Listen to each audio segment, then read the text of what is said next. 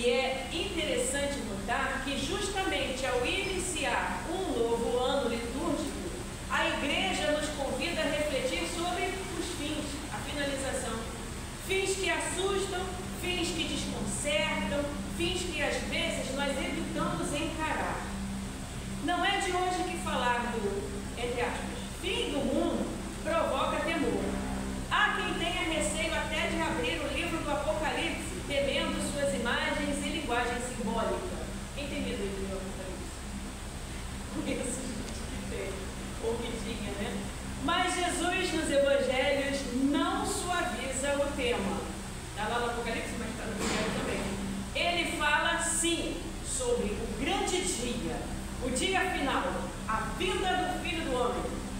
Diante disso surge uma pergunta essencial, já levantada por tantos cristãos ao longo dos séculos. Jesus veio falar sobre o fim do mundo ou sobre o fim de um mundo? E é nessa direção que meu amigo, grande amigo, reverendo Calvani, teólogo anglicano, profundamente atento à leitura bíblica e à realidade humana, nos oferece uma chave de interpretação preciosíssima. Ele afirma: na teologia bíblica, o juízo de Deus não significa o fim ou a destruição do mundo e do cosmos, mas a destruição e eliminação de um modelo de sociedade erguido de acordo com os propósitos incompatíveis com o plano de Deus. O anúncio da igreja não é do fim do mundo, não é isso que desejamos. Desejamos sim a renovação do mundo, ou, em uma linguagem figurada, o novo céu e a nova terra. Essas palavras são extremamente atuais e iluminadoras.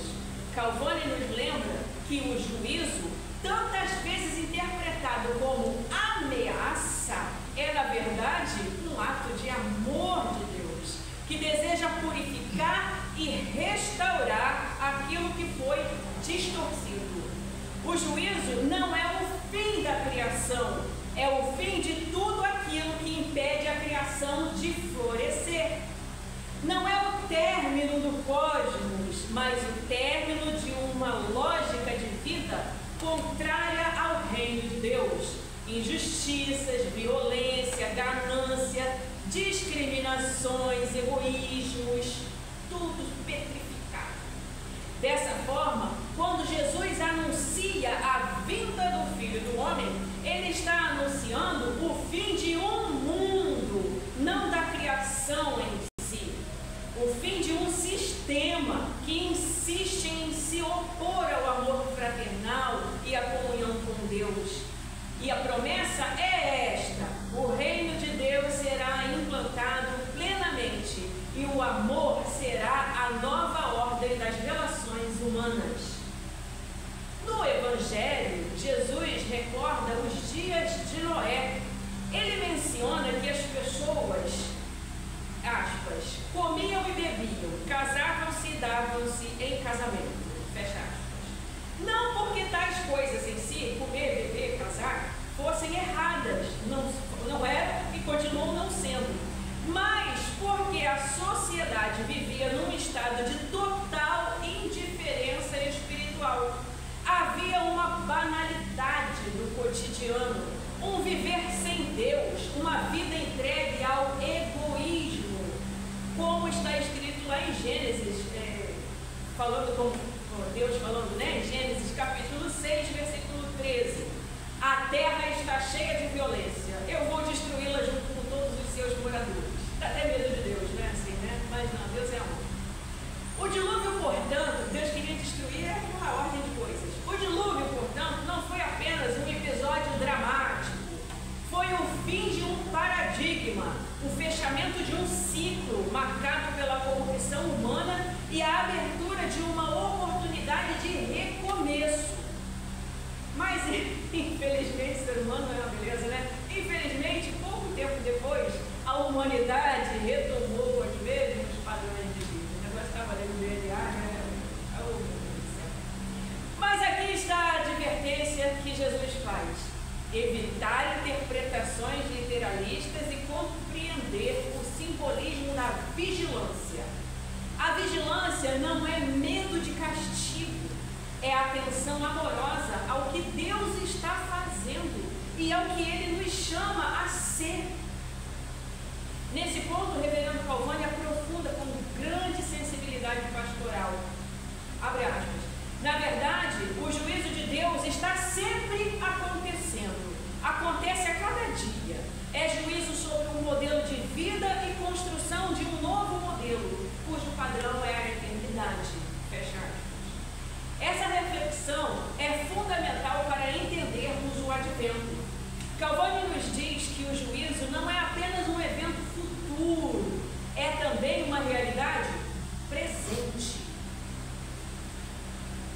Toda vez que o Espírito Santo toca a nossa consciência, toda vez que reconhecemos o mal que precisa morrer em nós, todo instante em que percebemos que Deus nos chama ao crescimento, ali o juízo está acontecendo. E Calvani continua: resta-nos agir como Noé, anunciar o juízo de Deus, denunciar as falsas seguranças e manter a atitude de espera vigilante, caracterizada pela alegria de quem sabe que o que Deus nos promete é muito melhor do que o que aí está. Essa vigilância não é medo, é esperança. Não é ameaça, é convite. Não é desespero, é firme alegria na promessa de Deus.